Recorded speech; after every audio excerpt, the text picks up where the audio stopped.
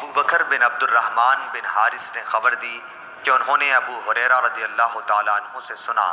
انہوں نے بتلایا کہ حضرت صلی اللہ علیہ وسلم جب نماز کے لیے کھڑے ہوتے تو تکبیر کہتے، پھر جب رکوع کرتے تب بھی تکبیر کہتے تھے، پھر جب سر اٹھاتے تو سمع اللہ لمن حمدہ کہتے، اور کھڑے ہی کھڑے ربنا لک الحمد کہتے، پھر اللہ اکبر کہتے ہوئے سجدے کے لیے جھکتے، پھر جب سر اٹھاتے تو اللہ اکبر کہتے، پھر جب دوسرے سجدے کے لیے جھکتے تب تکبیر کہتے، اور جب سجدے سے سر اٹھاتے تب بھی تکبیر کہتے۔